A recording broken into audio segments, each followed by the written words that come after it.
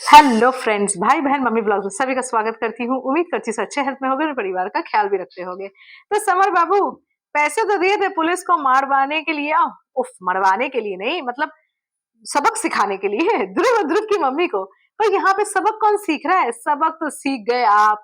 राधिका ने ऐसा कंप्लेंट होगा कि आप ही को सबक सीखने को मिल गया।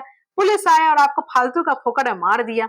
और यहाँ पे आप क्या कह रहे हो? मैंने गुस्से में कह दिया राधिका को कि मैं गुनगुन से शादी करूंगा, गुनगुन से बार बार मिलूंगा। ये कोई गुस्से में आपने नहीं कहा था। माना कि राधिका का टोन बहुत ज्यादा है। राधिका तुम बहुत धीमे गति में बात किया करो। तुम बहुत तेज बोलती हो, इतना बोलती हो कि कभी भी कोई भी इंसान गुस्से में आकर तुमको एक थप्पड़ मार ही सकता है। पर यहाँ पे समर, तुमने उसको गुस्से में नहीं कहा था, क्योंकि राधिका के वहां से घिसकने के बाद भी तुमने अपनी मम्मी को कहा कि छोड़ो वो सब बात, गुनगुन का याददाश्त आ गया है, वो सब बात छोड़ो।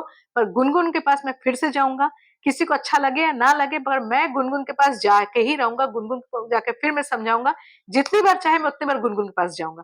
तुमने ये बात कही, तो ये बात तुमने राधिका को चिढ़ाने या राधिका को गुस्से में नहीं कही तुमने।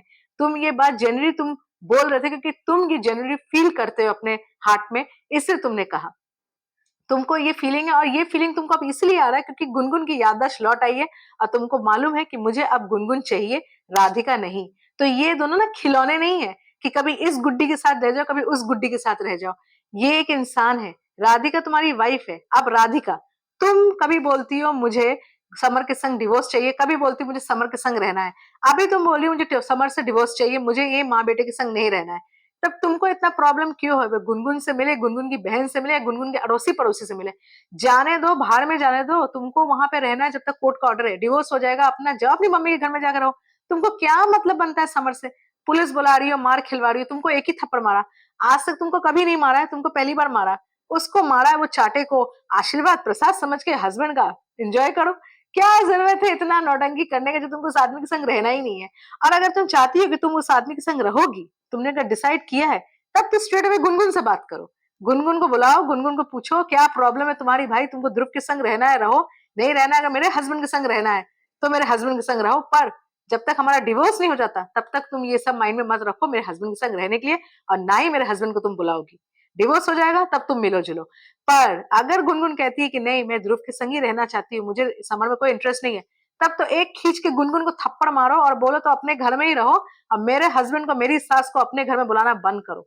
और यहाँ पे गुनगुन जितना भी बुलाए फैमिली, यहाँ पे ये जो समर समर की मम्मी जो जाती है, ये लोग कोई दूध पीते बच्चे नहीं है कि जब गुनगुन फोन करके बुलाए तभी चला जाता है। और राधिका, तुम और तुम्हारी मम्मी भी, तुम लोग भी कम नहीं हो। तुम लोग को भी गुनगुन जब भी बुलाती है मुझे प्रॉब्लम हो रही है चले आओ, तुम भी चलो, दोनों जन माँ बेटी चले जाते हो अलग अलग। तुम लोग को भी नहीं जाना चाहिए। जब इन दोनों के लिए तुम लोग ये कायदा कर रहे हो कि समर समर की मम्मी गुनगुन के घर में जाके गुनगुन से नहीं मिल सकती है, तो तुम और तुम्हारी मम्मी के लिए भी सेम चीज लागू होता है।